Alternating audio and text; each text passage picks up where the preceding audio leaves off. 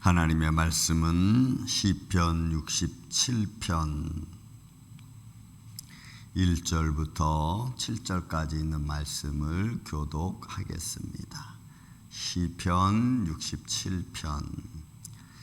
하나님은 우리에게 은혜를 베푸사 복을 주시고 주의 얼굴빛을 우리에게 비추사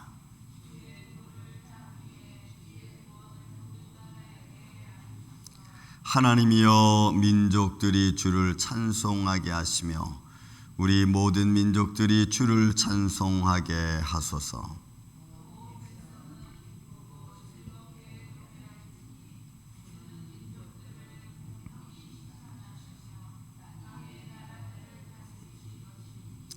하나님이여 민족들이 주를 찬송하게 하시며 모든 민족으로 주를 찬송하게 하소서.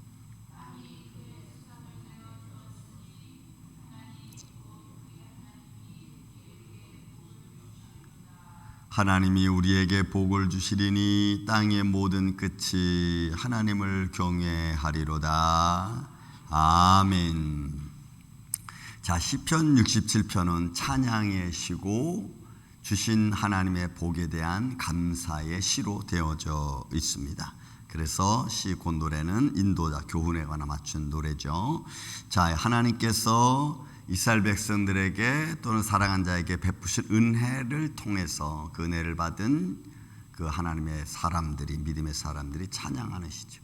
아마서 이 시는 신학자들을 이렇게 분류하면서 이 시는 공동체가 예배를 마치고 나서 온 백성들의 한 목소리로 하나님을 향하여 찬양하고 감사하는 시로 되어졌다라고 그렇게 표현을 썼습니다. 어떤 모습으로 썼든지 간에 이 찬양의 시는 하나님이 우리에게 베풀어 주신 것에 대한 감사의 모습으로 되어져 있습니다. 그래서 말씀이 계속 반복적으로 나오면서 하나님께 감사하는 모습이죠. 자, 먼저 1절에 보니까 하나님은 우리에게 은혜를 베푸사. 그래서 은혜를 베푸는 하나님의 자비하심.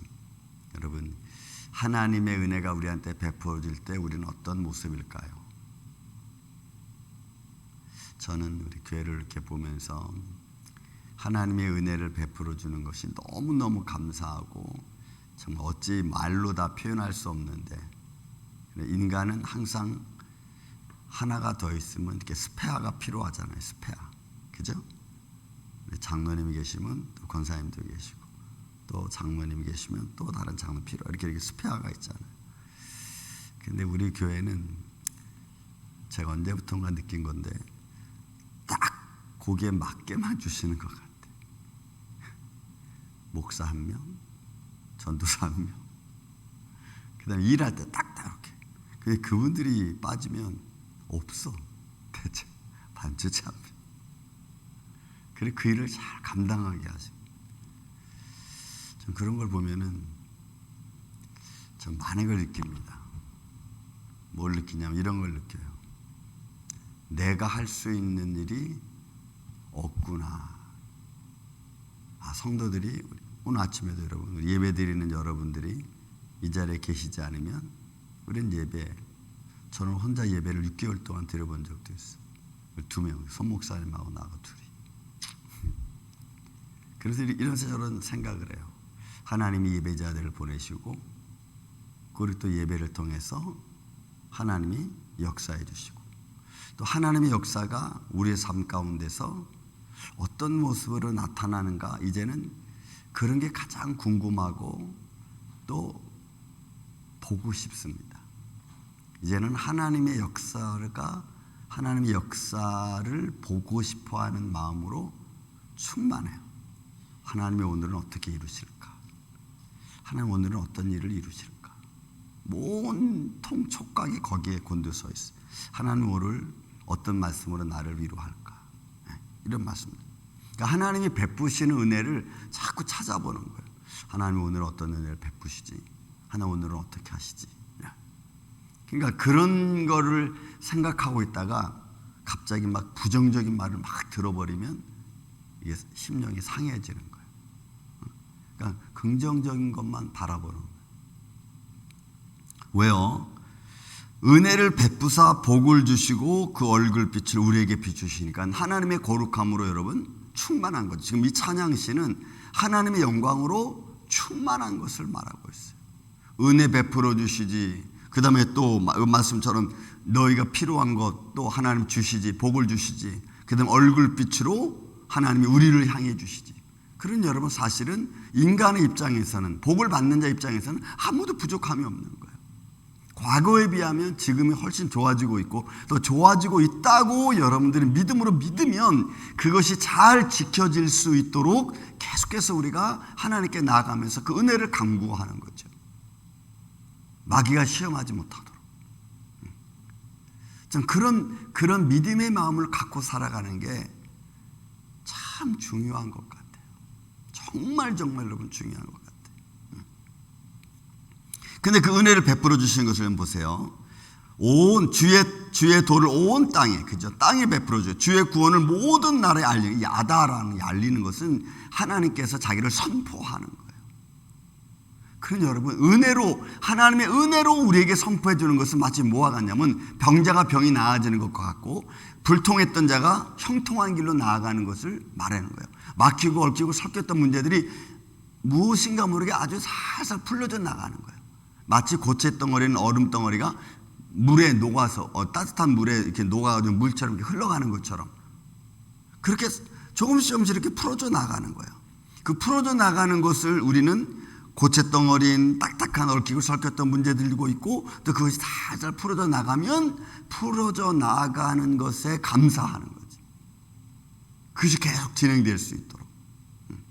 그러니까 하나님이 그의 말씀과 그의 도의 그 은혜를 온 땅에 선포했고 모든 나라의 구원을 선포했으니까 거기에 부족할 것이 없는 거지. 하나님의 은혜의 손길이 저는 여러분들의 가정에도 함께 있기를 예수님의 이름으로 축원을 드립니다. 그 은혜를 아는 사람과 모르는 사람의 차이는 여러분 하늘과 땅 차이입니다. 하나님의 은혜를 깨닫는 하나님의 사람들은 생각하는 게 여러분 다를 수밖에 없어요. 왜냐하면 하나님의 은혜가 내게 주는 감동이 있거든. 하나님의 은혜가 내게 주는 축복이 있거든요. 그러면 부정적인 것은 우리 삶 속에서 조금씩 없어지게 됐어. 또 보세요 여러분. 3절에도 하나님이여 민족들이 주를 찬송하게 하시고, 찬송하게 하시고, 주를 찬송하다는 말이 몇 번 반복되어 나와 있어요.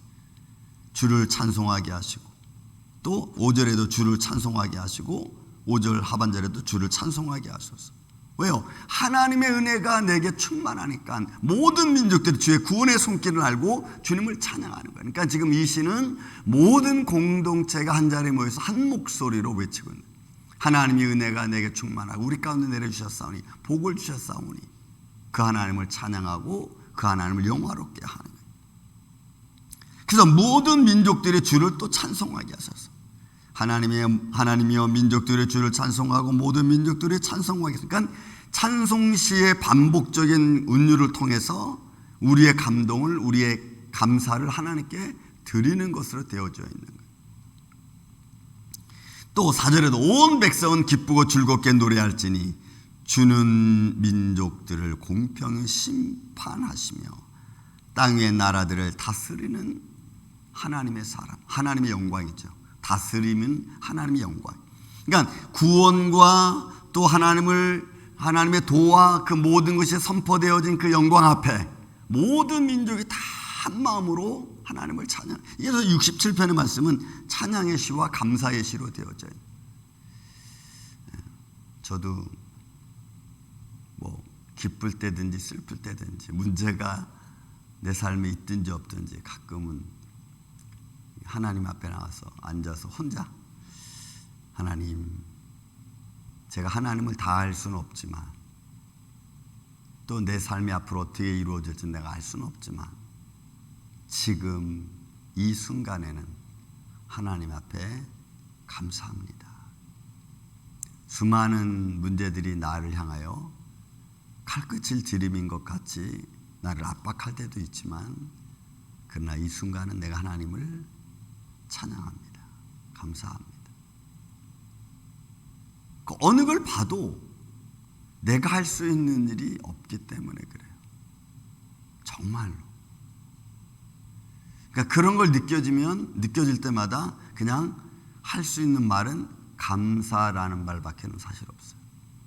하나님이 사랑하는 교회를 통해서, 성도들을 통해서 하나씩 이루어 가시고 하나님의 영광을 드러나게 하시고 또 하나님의 교회가 존재하게 만드는 것, 하나님이 세우시고 또 하나님이 흩으시고 또 하나님이 축복하시고 때로는 하나님이 걷어가시고, 그죠? 모든 주권이 하나님의 영광 앞에 있으니까 그냥 나는 그 하나님이 하시는 모든 일에 그냥 그렇게 살아갈 따름이고 걸어갈 따름이고, 마치 물 위에 떠 있는 배처럼, 그죠? 그 배가 물살에 의해서 이렇게 움직이는 것처럼 내 삶은 하나님의 손길에 의해서 움직여지는 듯한 그런 모습으로 가는,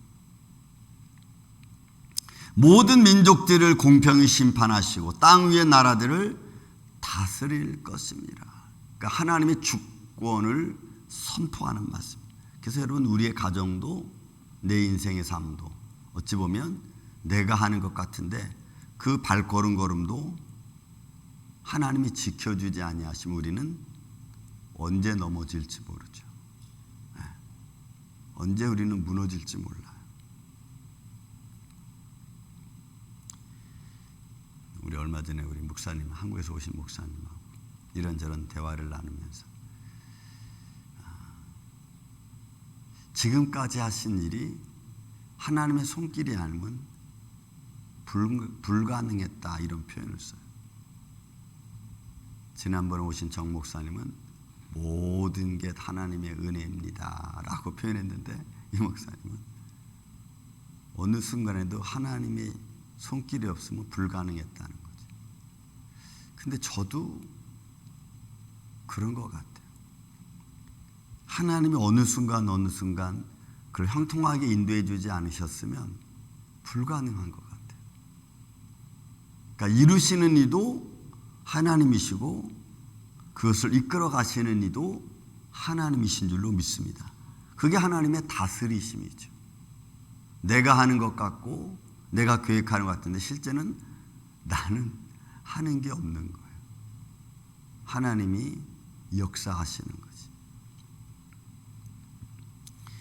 이런 하나님의 은혜를, 하나님이 베풀어 주신 은혜를 바라보면서, 여러분 5절 6절도 마찬가지, 찬양하는 것도 하나님이여 민족들로 주를 찬송하게 하시고 모든 민족으로 주를 찬송하게 하시고, 그러니까 하나님의 베푸신 은혜를 깨달은 백성은 하나님을 찬송하지 않을 수 없는 거죠.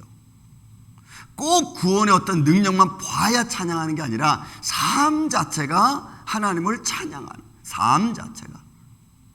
저는 그래서 우리 성도들의 일거수일투족을 잘 듣고 또 그걸 기억해 놓고 하나님이 어떻게 이루시는가를 저는 좀 살펴봅니다.